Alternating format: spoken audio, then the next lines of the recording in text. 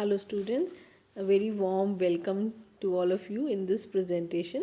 Today we shall be discussing about the use of ICT in an inclusive education scenario. Now what do you mean by ICT?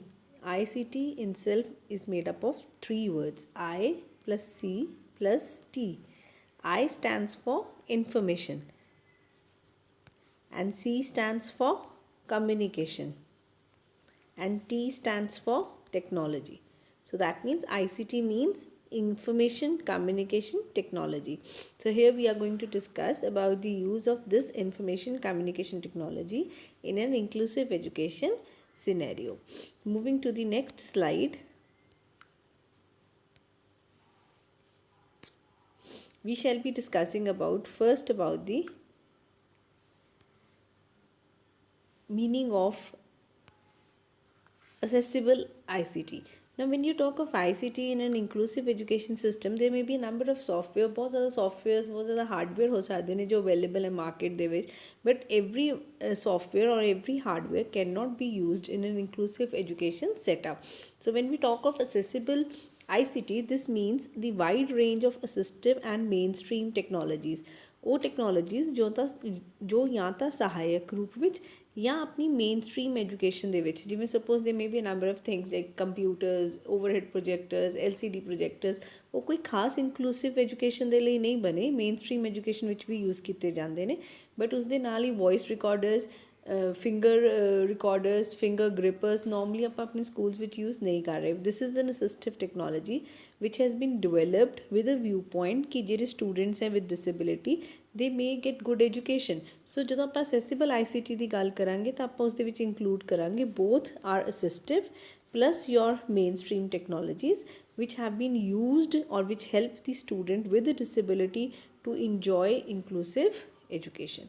So this includes assistive technologies which can be now what are assistive technologies, though you have done this in detail, but then just to recall, it is a piece of equipment. कोई भी equipment ਦਾ एक piece हो सकता है या कोई product या hardware software या कोई service. So hardware, you know, hardware technology is like computers or overhead projectors. Software technology means the programs which are used.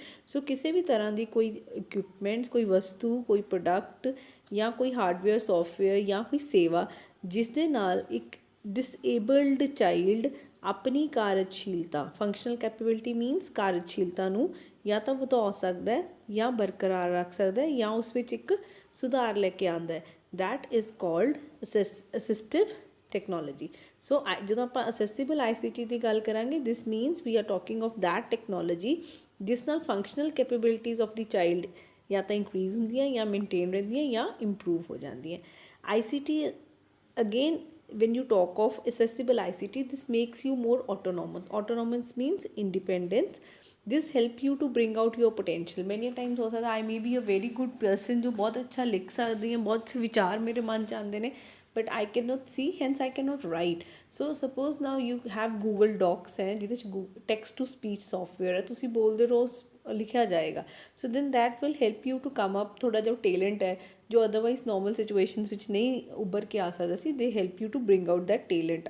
ਖਾਸ ਕਰਕੇ ਉਹਨਾਂ ਬੱਚਿਆਂ ਦੀ ਜਿਨ੍ਹਾਂ 'ਚ ਕਮਿਊਨੀਕੇਸ਼ਨ ਡਿਫਿਕਲਟੀਜ਼ ਹੈ, ਜਿਵੇਂ ਸਪੋਜ਼ ਕੋਈ ਸਟੈਮਰਿੰਗ ਕਰਦਾ ਜਾਂ ਪ੍ਰੋਨਾਂਸੀਏਸ਼ਨ ਠੀਕ ਨਹੀਂ ਹੈ, ਉਹਨਾਂ ਬੱਚਿਆਂ ਲਈ ਇਹ ਕਾਫੀ ਸਹਾਇਕ ਹੁੰਦਾ ਹੈ. ਦਿਸ ਨਾ ਟ੍ਰਡੀਸ਼ਨਲ ਮੈਥਡਸ ਆਫ ਐਜੂਕੇਸ਼ਨ ਜਿਹੜੇ ਆਪਣੇ ਪੁਰਾਤਨ ਵਿਧੀਆਂ ਨੇ ਅਧਿਆਪਨ ਦੀਆਂ, ਉਹ ਬਹੁਤੀ ਵਾਰ ਨੋਰਮਲ ਬੱਚਿਆਂ ਨੂੰ ਵੀ ਉਹ ਉਸ ਅਚੀਵਮੈਂਟ ਤੱਕ ਨਹੀਂ ਪਹੁੰਚਣ 'ਚ ਹੈਲਪਫੁਲ ਕਰ ਹੁੰਦੀਆਂ ਜਿਹੜੀ ਜਿਸ ਤੱਕ ਉਹ ਪਹੁੰਚ ਸਕਦੇ ਨੇ. But then for children with disability obviously these techniques fail.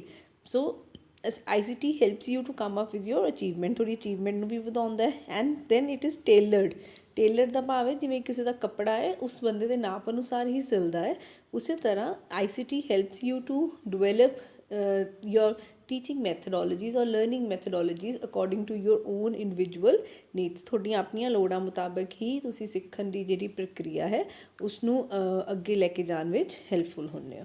So moving to the next slide, we have the types of accessible technology. ਕਿੰਨੀ ਤਰ੍ਹਾਂ ਦੀ ਅਸੈਸਿਬਲ ਟੈਕਨੋਲੋਜੀ ਜਾਂ ਉਹਦਾ ਆਪਾਂ ਵਰਗੀਕਰਨ ਕਿਸ ਤਰ੍ਹਾਂ ਕਰਦੇ ਹਾਂ. ਅਸੈਸਿਬਲ ਟੈਕਨੋਲੋਜੀ ਨੂੰ ਆਪਾਂ ਬੇਸਿਕਲੀ 3 ਕੈਟਾਗਰੀਜ਼ 'ਚ ਡਿਵਾਈਡ ਕਰਦੇ ਹਾਂ. One is main stream technology, then formats, third is assistive technology. So main stream technology ਦੇ ਵਿੱਚ ਕੀ ਆ ਗਏ, ਉਹ ਕੰਪਿਊਟਰਸ ਜਿਨ੍ਹਾਂ ਦੇ ਵਿੱਚ ਇਨਬਿਲਟ ਅਸੈਸਿਬਿਲਿਟੀ ਫੀਚਰਸ ਹੈ। ਕੰਪਿਊਟਰਸ ਬਣੇ ਹੀ ਐਜੂਕੇਸ਼ਨ ਦੇ ਲਈ ਹੈ, ਜਾਂ ਉਹਨਾਂ ਦੇ ਅੰਦਰ ਉਹ ਫੀਚਰਸ ਹੈ ਜਿਸ 'ਚੋਂ ਆਪਾਂ ਉਹਨਾਂ ਨੂੰ ਐਜੂਕੇਸ਼ਨ 'ਚ ਯੂਜ਼ ਕਰ ਸਕਦੇ ਹਾਂ। ਅਸੈਸਿਬਲ ਫਾਰਮੈਟਸ ਦਾ ਕੀ ਮਤਲਬ ਹੋਇਆ ਨਾ, ਦੀਜ਼ ਆਰ ਆਲਟਰਨੇਟਿਵ ਫਾਰਮੈਟਸ। ਜਿਵੇਂ for example when you talk of Punjabi typing, ਤਾਂ ਪੰਜਾਬੀ ਟਾਈਪ ਕਰਨ ਦੇ ਬਹੁਤ ਫੌਂਟ ਹੈ, ਜਿਵੇਂ ਅਸੀਸ ਹੈ, ਅਨਮੋਲ ਲਿਪੀ ਹੈ, ਰਵੀ ਲਿਪੀ ਹੈ। Anmol Lipi is an easy format ਜੋ ਇੰਗਲਿਸ਼ ਦੇ ਕੀਪੈਡ ਨੂੰ ਐਗਜ਼ੈਕਟਲੀ ਟਰਾਂਸਲੇਟ ਕਰਦਾ to Punjabi. So now then this becomes a accessible format ਜਿਸ ਦੇ ਵਿੱਚ ਹਰ ਬੰਦਾ ਪੰਜਾਬੀ 'ਚ ਟਾਈਪਿੰਗ ਕਰ ਸਕਦਾ, ਭਾਵੇਂ ਉਸਨੂੰ ਕੀਬੋਰਡ ਦੇ ਅਦਰਵਾਈਜ਼ ਐਲਫਾਬੈਟਸ ਪੰਜਾਬੀ ਦੇ ਨਾ ਪਤਾ ਹੋਣ। ਇਸੇ ਤਰ੍ਹਾਂ ਆਪਾਂ ਕੁਛ ਐਸੇ ਫਾਰਮੈਟਸ हैं ਜਿਵੇਂ ਕਿ ਅਸੈਸਿਬਲ HTML ਡੇਜ਼ੀ ਫਾਰਮੈਟ ਹੈ, ਜਿਹੜੇ ਕਿ ਹਾਈ ਟੈਕਨੀਕਸ ਬੇਸਡ ਫਾਰਮੈਟਸ ਹੈ, but they can be used in inclusive education. ਉਸੇ ਤਰ੍ਹਾਂ ਇੱਕ ਲੋ ਟੈਕ ਫਾਰਮੈਟ ਹੈ ਜਿਵੇਂ Bareilly, and this helps you to translate your text books into braille. Then third is assistive technologies, again ये आप बहुत details कर चुके हैं, the hearing aids, screen readers, ਅਡੈਪਟਿਵ keyboards ਵਗੈਰਾ, ਜਿਹੜੇ ਕਿ ਖਾਸ ਕਰਕੇ ਡਿਸੇਬਲਡ ਬੱਚਿਆਂ ਨੂੰ ਧਿਆਨ ਵਿੱਚ ਰੱਖ ਕੇ ਬਣਾਏ ਗਏ ਨੇ। ਸੋ ਜਦੋਂ ਤੁਸੀਂ ਅਸੈਸਿਬਲ ਟੈਕਨੋਲੋਜੀਜ਼ ਦੀ ਗੱਲ ਕਰਦੇ ਹੋ, ਇਸ ਨੂੰ ਆਪਾਂ 3 ਹਿੱਸਿਆਂ ਵਿੱਚ ਵੰਡ ਲੈਂਦੇ ਜਾਂ 3 ਟਾਈਪਸ ਨੇ, mainstream formats, accessible formats and assistive techniques. Next we have is the uses of accessible technologies. Now when you talk of the uses, when we say ki where we can use these accessible ICT, the education ਦੇ ਵਿੱਚ ਇਹਨਾਂ ਦੀਆਂ 3 ਮੁੱਖ uses ਹੈ। one is compensation use, didactic use and communication use। ਉਹ situations ਜਿੱਥੇ ਆਪਣੀ ਕਮੀਆਂ ਨੂੰ ਕੰਪਨਸੇਟ ਕਰਨ ਲਈ ਇਸ ਟੈਕਨੀਕ ਦਾ ਯੂਜ਼ ਕੀਤਾ ਜਾਂਦਾ। ਜਿਵੇਂ ਸਪੋਜ਼ ਆਪਾਂ ਪਿੱਛੇ ਗੱਲ ਕਰੀ ਸੀ ਕਿ if I have a communication disorder ਤਾਂ that becomes a lacuna in me, ਕਿ ਮੈਂ ਆਪਣੀ ਗੱਲ ਨੂੰ ਦੂਜੇ ਨੂੰ ਸਮਝਾ ਨਹੀਂ ਪਾ ਰਹੀ। ਸੋ ਜਿਹੜੀ ਟੈਕਨੋਲੋਜੀ ਹੈ ਮੇਰੀ ਇਸ ਕਮੀ ਨੂੰ ਦੂਰ ਕਰਨ ਵਿੱਚ ਮੈਨੂੰ ਹੈਲਪ ਕਰੇਗੀ, then that is compensation use. ਜਿਵੇਂ ਸਪੋਜ਼ ਮੈਨੂੰ ਪੜ੍ਹਨਾ ਨਹੀਂ ਆਉਂਦਾ, then I have a screen reader ਜੋ ਮੈਨੂੰ ਪੜ੍ਹ ਕੇ ਸੁਣਾ ਦੇਗਾ, then that helps me to compensate my deficiency. Didactic uses ਹੈ ਜਿਹਦੇ ਵਿੱਚ ਆਪਾਂ ICT ਨੂੰ ਇਸ ਲਈ ਯੂਜ਼ ਕਰਦੇ ਹਾਂ ਕਿ ਸਾਡੀ ਜਿਹੜੀ ਐਜੂਕੇਸ਼ਨ ਦੀ ਇਨਵਾਇਰਮੈਂਟ ਉਹ ਜ਼ਿਆਦਾ ਵਧੀਆ ਬਣ ਜੇ ਨਾ। Suppose if you use a projector in your classroom, you use computers in your classroom, ਉਹਦਾ ਇੱਕ ਪਰਪਸ ਹੈ। ਇਹ ਨਹੀਂ ਕਿ ਮੈਨੂੰ ਪੜ੍ਹਾਉਣਾ ਨਹੀਂ ਆਉਂਦਾ ਜਾਂ ਮੇਰੇ 'ਚ ਕੋਈ ਕਮੀ ਹੈ ਜਾਂ ਮੇਰੇ ਬੱਚਿਆਂ 'ਚ ਕੋਈ ਕਮੀ ਹੈ। It is just with a purpose ਕਿ ਸਾਡੀ ਜਿਹੜੀ ਟੀਚਿੰਗ ਲਰਨਿੰਗ ਦਾ ਪ੍ਰੋਸੈਸ ਉਹ ਜ਼ਿਆਦਾ ਵਧੀਆ ਪ੍ਰਭਾਵਸ਼ਾਲੀ ਹੋ ਜੇ। So then that is called didactic use. And then third are the communication uses, ਜਿੱਥੇ ਆਪਾਂ ICT ਨੂੰ ਸੰਚਾਰ ਦੇ ਲਈ ਯੂਜ਼ ਕਰਦੇ ਹਾਂ, ਸੋ ਦੈਟ ਸਾਡੀ ਆਪਣੀ ਗੱਲ ਇੱਕ ਦੂਜੇ ਨੂੰ ਕਹੀ ਜਾਵੇ। ਹੁਣ ਇਹਦੇ 'ਚ ਨੋਰਮਲੀ ਜਿਵੇਂ ਸਪੋਜ਼ ਫੋਰ ਐਗਜ਼ਾਮਪਲ ਆਪਾਂ ਕਲਾਸ ਵਿੱਚ ਕੋਈ ਪਬਲਿਕ ਸਪੀਕਿੰਗ ਕੰਪੀਟੀਸ਼ਨ ਕਰਵਾ ਰਹੇ ਹਾਂ ਜਾਂ ਡਿਸਕਸ਼ਨ ਕਰ ਰਹੇ ਹਾਂ, ਦੇ ਮੇ ਬੀ ਮੈਨੀ ਸਟੂਡੈਂਟਸ ਜਿਨ੍ਹਾਂ ਨੂੰ ਡਿਸਕਸ਼ਨ ਕਰਨ ਲਈ ਇੱਕਦਮ ਆਪਣੇ ਵਿਚਾਰ ਇੱਕ ਰੂਪ ਵਿੱਚ ਦੇਣ ਨੂੰ ਟਾਈਮ ਲੱਗਦਾ ਜਾਂ ਨਹੀਂ ਦੇ ਪਾਉਂਦੇ, ਉਹ ਇੱਕਦਮ ਆਪਣੇ ਵਿਚਾਰ ਨਹੀਂ ਦੱਸ ਸਕਦੇ। ਸੋ ਉੱਥੇ you can use some kind of recorders, ਜਿਵੇਂ ਆਪਾਂ ਅੱਗੇ ਜਾ ਕੇ ਗੱਲ ਵੀ ਕਰਾਂਗੇ। There is a software voice over which can be used there, and the student can record his points and then later on the points can be heard. So this is the communication use ਜਿੱਥੇ ਆਪਾਂ ICT ਨੂੰ communication ਦੇ ਲਈ use ਕਰ ਰਹੇ ਹਾਂ। Then next you have is the benefits of ICT. When we talk of benefits of ICT, we will discuss the benefits for students, for teachers, for the non-teaching staff and for the parents in 3 headings. Students ਦੇ ਲਈ ਆਪਾਂ already discuss ਕਰ ਚੁੱਕੇ ਹਾਂ ਕਿ ਤੁਹਾਨੂੰ independent ਬਣਾ ਦਿੰਦਾ, ਤੁਸੀਂ ਆਪਣੀ ਐਜੂਕੇਸ਼ਨ ਸਿਸਟਮ ਨੂੰ, ਆਪਣੀਆਂ ਬੁੱਕਸ ਨੂੰ ਆਪਣੀ ਮਰਜ਼ੀ ਨਾਲ ਆਪਣੀ ਲੋੜ ਅਨੁਸਾਰ ਯੂਜ਼ ਕਰ ਪਾਉਂਦੇ ਹੋ, ਤੁਸੀਂ ਆਪਣੇ ਪੇਸ 'ਤੇ ਪੜ੍ਹ ਸਕਦੇ ਹੋ। ਜਿਵੇਂ suppose for example in this lecture, ਨਾ this lecture will be recorded, this lecture will be with you. ਤੁਸੀਂ ਜਦੋਂ ਤੁਹਾਡਾ ਮਨ ਕਰੇ ਤੁਸੀਂ ਇਸ ਨੂੰ ਰੀਪਲੇ ਕਰ ਸਕਦੇ ਹੋ। ਆਪਾਂ ਆਪਣੀ ਨੋਰਮਲ ਕਲਾਸਰੂਮ ਨੂੰ ਰੀਪਲੇ ਨਹੀਂ ਕਰ ਸਕਦੇ। ਉੱਥੇ ਹਰ ਬੱਚੇ ਨੂੰ ਉਸ 1 ਘੰਟੇ ਦੀ ਕਲਾਸ ਵਿੱਚ ਹੀ ਸਭ ਕੁਝ ਸਿੱਖਣਾ ਪਊਗਾ ਜੋ ਟੀਚਰ, ਜਾਂ ਸਮਝਣਾ ਪਏਗਾ ਜੋ ਟੀਚਰ ਸਮਝਾ ਰਿਹਾ ਹੈ। But when you are using ICT, this helps you to understand your learning at your own pace. Visually impaired ਬੱਚੇ ਵੀ ਉਸ ਇਨਫੋਰਮੇਸ਼ਨ ਨੂੰ ਉਸੇ ਤਰ੍ਹਾਂ ਦੇਖ ਸਕਦੇ ਜਿਵੇਂ ਅੱਖਾਂ ਵਾਲੇ ਬੱਚੇ ਦੇਖ ਸਕਦੇ ਨੇ। ਉਸੇ ਤਰ੍ਹਾਂ ਜਿਨ੍ਹਾਂ ਬੱਚਿਆਂ ਨੂੰ ਲਰਨਿੰਗ ਡਿਸੇਬਿਲਿਟੀਜ਼ ਹੈ ਉਹਨਾਂ ਦੀ ਕਮਿਊਨੀਕੇਸ਼ਨ ਵਧੀਆ ਹੋ ਜਾਂਦੀ ਹੈ। ਜੇ ਤੁਸੀਂ ਵੋਇਸ ਕਮਿਊਨੀਕੇਸ਼ਨ ਯੂਜ਼ ਕਰਦੇ ਹੋ ਤਾਂ ਉਹਦੇ ਨਾਲ ਜਿਹੜੀ ਤੁਹਾਡੀ ਸੋਸ਼ਲ ਕ੍ਰੈਡੀਬਿਲਿਟੀ ਉਹ ਵੀ ਵੱਧ ਜਾਂਦੀ ਹੈ। ਸਾਈਨ ਲੈਂਗੁਏਜ ਹਰ ਕਿਸੇ ਨੂੰ ਸਮਝ ਨਹੀਂ ਆਉਂਦੀ, ਬਟ ਵੋਇਸ ਕਮਿਊਨੀਕੇਸ਼ਨ ਸਭ ਨੂੰ ਸਮਝ ਆਏਗੀ। So then this helps you to develop more friends. Then this confidence ਜੇ ਤੁਹਾਡੇ 'ਚ ਵਧੇਗਾ ਤਾਂ then this will motivate you also. School ਜਾਣ ਦੀ ਜਿਹੜੀ ਪ੍ਰੇਰਨਾ ਹੈ, ਸਕੂਲ ਦਾ ਕੰਮ ਕਰਨ ਦੀ ਪ੍ਰੇਰਨਾ ਉਹ ਬੱਚਿਆਂ ਵਿੱਚ ਵੱਧ ਜਾਏਗੀ। ਟੀਚਰਸ ਨੂੰ ਕਿਵੇਂ ਹੈਲਪ ਕਰੇਗਾ, ਟੀਚਰਸ ਨੂੰ ਵੀ ਇਹ ਕਮਿਊਨੀਕੇਟ ਕਰਨ 'ਚ ਹੈਲਪ ਕਰਦਾ ਵਿਦ ਦੇਅਰ ਕੁਲੀਗਸ। ਨਾ suppose if I am a special educator, ਤੁਹਾਡੇ ਕੋਲ ਬਹੁਤ ਜ਼ਿਆਦਾ ਸਪੈਸ਼ਲ ਐਜੂਕੇਟਰਸ ਨਹੀਂ ਹੁੰਦੇ ਕਲਾਸ ਦੇ ਵਿੱਚ, ਸਕੂਲ ਦੇ ਵਿੱਚ ਜੇ 40 ਟੀਚਰਸ ਹੈ ਤਾਂ ਉਹਦੇ 'ਚੋਂ ਇੱਕੋ ਹੀ ਸਪੈਸ਼ਲ ਐਜੂਕੇਟਰ ਹੋਏਗਾ। ਉਹ ਆਪਣੀਆਂ ਪ੍ਰੋਬਲਮਸ ਕਿਸ ਨਾਲ ਡਿਸਕਸ ਕਰੇਗਾ। Suppose we have one special educator in Patiala, one special educator in Ludhiana, ਉਹ ਆਪਸ 'ਚ ਕਿਵੇਂ ਕਮਿਊਨੀਕੇਟ ਕਰਨਗੇ। So this helps them to communicate. ਜਿਵੇਂ ਵਟਸਐਪ ਗਰੁੱਪਸ ਹੋ ਸਕਦੇ ਨੇ, ਫੇਸਬੁੱਕ ਕਮਿਊਨਿਟੀਜ਼ ਹੋ ਸਕਦੀਆਂ, ਉਹਦੇ 'ਚ it helps you to communicate. ਫਿਰ ਤੁਸੀਂ ਰਿਫਲੈਕਟ ਵੀ ਕਰ ਪਾਉਂਦੇ ਹੋ। ਜਿਵੇਂ for example if this lecture is recorded, ਤਾਂ ਮੈਂ ਵੀ ਰੀਪਲੇ ਕਰਕੇ ਦੇਖ ਸਕਦੀ ਹਾਂ ਕਿ ਮੈਂ ਕੀ ਪੜ੍ਹਾਇਆ। So this helps me to go understand ਕਿ ਕਿੱਥੇ ਕਿੱਥੇ ਮੇਰੀਆਂ ਕਮੀਆਂ ਸੀ and where all I can improve.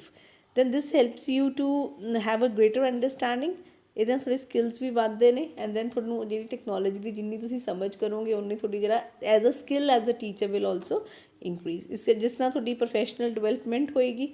And then again ਜਿਹੜਾ ਮਟੀਰੀਅਲ ਇਲੈਕਟ੍ਰੋਨਿਕ ਫੋਰਮ ਦੇ ਵਿੱਚ ਹੁੰਦਾ ਉਹਨੂੰ ਆਪਾਂ ਈਜ਼ੀਲੀ ਅਡੈਪਟ ਕਰ ਸਕਦੇ ਹਾਂ। ਜਿਵੇਂ suppose for example if you see ਕਿ ਮੈਂ ਇੱਥੇ ਆਪਣੇ ਪੜ੍ਹਾਉਂਦੇ ਤੁਹਾਨੂੰ ਹਾਈਲਾਈਟਸ ਕੀਤੀਆਂ ਨੇ ਇੰਪੋਰਟੈਂਟ ਪੁਆਇੰਟਸ। ਨਾ if I want to erase them, ਇੱਕ ਕਲਿੱਕ ਨਾਲ ਉਹ ਸਾਰੇ ਇਰੇਜ਼ ਹੋ ਗਏ। ਸੋ ਜੋ ਕਿ ਨੋਰਮਲ ਆਪਣੀ ਬਲੈਕ ਬੋਰਡ ਦੇ ਉੱਪਰ ਜਾਂ ਨੋਰਮਲ ਨੋਟਸ ਦੇ ਉੱਪਰ ਨਹੀਂ ਹੋ ਪਾਉਂਦਾ। ਸੋ ਦਿਸ ਇਜ਼ ਵੇਅਰ ਵੀ ਸੇ ਕਿ ਜਿਹੜਾ ਆਪਣਾ ਮਟੀਰੀਅਲ ਇਲੈਕਟ੍ਰੋਨਿਕ ਫੋਰਮ ਵਿੱਚ ਹੁੰਦਾ ਉਹਨੂੰ ਆਪਾਂ ਈਜ਼ੀਲੀ ਅਡੈਪਟ ਕਰ ਸਕਦੇ ਹਾਂ according to our needs. So ਜਿਸ ਨਾਲ ICT becomes a very good tool for a teacher.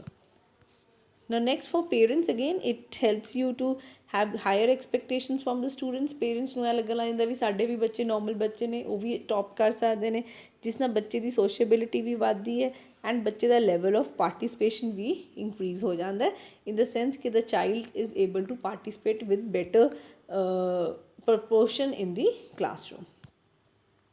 Now these are few case studies which have been discussed ਜਿੱਥੇ ICT ਦੀ ਲੋੜ ਜਾਂ ਤਾਂ ਮਹਿਸੂਸ ਹੋਈ ਹੈ ਜਾਂ ਜਿੱਥੇ ਮਹਿਸੂਸ ਯੂਜ਼ ਵੀ ਕੀਤਾ ਗਿਆ। ਜਿਵੇਂ ਸਪੋਜ਼ ਪਹਿਲਾਂ ਆਪਾਂ ਹੀਅਰਿੰਗ ਇੰਪੇਅਰਡ ਬੱਚਿਆਂ ਦੀ ਜੇ ਗੱਲ ਕਰੀਏ ਤਾਂ ਹੀਅਰਿੰਗ ਇੰਪੇਅਰਡ ਬੱਚਾ ਕਲਾਸ ਦੀ ਐਕਸਪਲੇਨੇਸ਼ਨ ਨੂੰ, ਕਲਾਸ ਦਿੱਤੀ ਗਈ ਇੰਸਟਰਕਸ਼ਨ ਨੂੰ ਜਾਂ ਕਲਾਸ ਦੀ ਫੀਡਬੈਕ ਨੂੰ ਕਦੇ ਨਹੀਂ ਸੁਣ ਪਾਏਗਾ।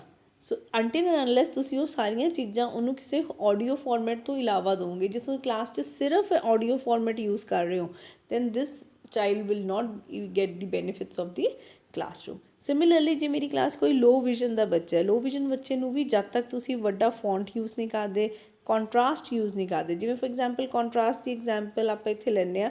ਸੋ ਚਲੋ we don't have a white colour ink allowed, but ਜੇ ਮੈਂ ਇੱਥੇ ਸੇਮ ਕਲਰ ਦੀ ਇੰਕ ਹੀ ਯੂਜ਼ ਕਰੂੰਗੀ ਤਾਂ ਤੁਹਾਨੂੰ ਸਮਝ ਨਹੀਂ ਆਊਗਾ। ਸੋ ਜਦ ਤੱਕ ਕੰਟਰਾਸਟ ਨਹੀਂ ਹੁੰਦਾ ਬਿਟਵੀਨ ਬੈਕਗਰਾਊਂਡ ਐਂਡ ਦੀ ਫੋਰਗਰਾਊਂਡ, ਉਦੋਂ ਤੱਕ ਬੱਚਾ, ਖਾਸ ਕਰਕੇ ਜਿਸ ਬੱਚੇ ਦੀ ਵਿਜ਼ਨ ਕਮਜ਼ੋਰ ਹੈ, ਉਹ ਨਹੀਂ ਸਮਝ ਪਾਏਗਾ। So you need to use ICT for these students.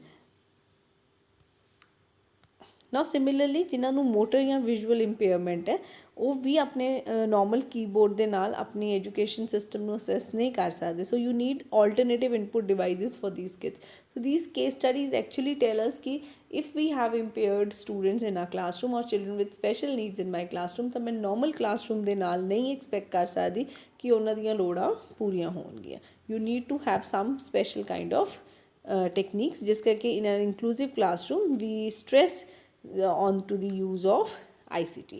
Now this helps you in lifelong learning. Again ਜਿਵੇਂ ਆਪਾਂ ਗੱਲ ਕਰੀਏ ਕਿ ਇਹ ਲੈਕਚਰ ਸਾਰੀ ਉਮਰ ਲਈ ਤੁਹਾਡੇ ਕੋਲ ਗੂਗਲ ਕਲਾਸਰੂਮ 'ਚ ਰਹਿਣਗੇ। Any time you can listen to this classroom and even ਜਿਹੜੇ ਔਨਲਾਈਨ ਪ੍ਰੋਗਰਾਮਸ ਨੇ ਉਹਨਾਂ ਨੂੰ ਅਸੀਂ ਕਦੇ ਵੀ ਅਸੈਸ ਕਰ ਸਕਦੇ ਹਾਂ। ਸੋ ਲਾਈਫ ਲੌਂਗ ਲਰਨਿੰਗ ਹੁੰਦੀ ਹੈ, ਇੰਡੀਪੈਂਡੈਂਸ ਵਧਾਉਂਦਾ ਹੈ, ਇੰਟੀਗ੍ਰੇਸ਼ਨ ਵਧਾਉਂਦਾ, ਨੋਰਮਲ ਬੱਚਿਆਂ ਨੂੰ ਮੇਨ ਸਟਰੀਮ ਐਜੂਕੇਸ਼ਨ 'ਚ ਲੈ ਕੇ ਆਉਣਾ ਬਿਕਮਸ ਈਜ਼ੀ, ਇਕੁਅਲ ਓਪਰਚੁਨਿਟੀਜ਼ ਮਿਲਦੀਆਂ ਸਭ ਬੱਚਿਆਂ ਨੂੰ, ਜਿਸ ਨਾਲ ਐ ਬੱਚਿਆਂ ਨੂੰ ਲੱਗਣ ਲੱਗਦਾ ਕਿ ਇਕੱਲਾ ਸਾਨੂੰ ਸਕੂਲ 'ਚ ਨਹੀਂ ਲੈ ਕੇ ਆਏ ਬਟ ਅਸੀਂ ਸਕੂਲ ਦੇ ਵਿੱਚ ਸਾਡੀ ਕੋਈ ਵੈਲਿਊ ਵੀ ਹੈ, ਸਾਨੂੰ ਇੱਜ਼ਤ ਮਿਲ ਰਹੀ ਹੈ and plus we are contributing to the classroom. This addresses the necessity to cover wide range of content in short time. ਜਿਵੇਂ ਜੇ ਆਪਾਂ ਗੱਲ ਕਰੀਏ ਕਿ I have already prepared my PowerPoint presentation, so ਉਹਦੇ ਨਾਲ ਇਹ ਟੋਪਿਕ ਹੈ ਜਿਹੜਾ ਮੈਨੂੰ ਘੱਟ ਟਾਈਮ 'ਚ ਕਰਨ 'ਚ ਹੈਲਪ ਹੋਏਗਾ। ਸੋ ਜੇ ਆਪਾਂ ਇਹੀ ਟੋਪਿਕ ਟ੍ਰਡੀਸ਼ਨਲ ਸਿਸਟਮ ਨਾਲ ਪੜ੍ਹਾ ਰਹੇ ਹੁੰਦੇ ਤਾਂ it would have taken more time. Then again this allows you to keep pace with your peers. ਤੁਸੀਂ ਆਪਣੇ ਪੇਸ ਨਾਲ ਵੀ ਪੜ੍ਹਦੇ ਹੋ then at the same time ਜਿਵੇਂ ਨੋਰਮਲ ਜੋ ਫਰੈਂਡਸ ਹੈ ਤੁਹਾਡੇ ਉਹਨਾਂ ਦੇ ਨਾਲ ਤੁਸੀਂ ਆਪਣਾ ਪੇਸ ਆਊਟ ਕਰ ਪਾਉਂਦੇ ਹੋ, ਉਸੇ ਸਪੀਡ 'ਤੇ ਵੀ ਚੀਜ਼ਾਂ ਨੂੰ ਸਿੱਖ ਸਕਦੇ ਹੋ। ਨਾ ਦੀਜ਼ ਆਰ ਫਿਊ ਐਗਜ਼ਾਮਪਲਸ ਜਿੱਥੇ ICT has been used and how it can be used. Simple example ਹੈ digital text books, e books ਜਾਂ ਆਡੀਓ ਬੁੱਕਸ ਆਪਾਂ ਬਣਾ ਸਕਦੇ ਹਾਂ। ਅੱਜ ਕੱਲ੍ਹ ਹਰ ਸਕੂਲ ਵਿੱਚ ਸਕੂਲ ਜਦੋਂ ਬੁੱਕਸ ਮਿਲਦੀ ਉਹਦੇ ਨਾਲ ਉਹਦੀ CD ਮਿਲਦੀ ਹੈ।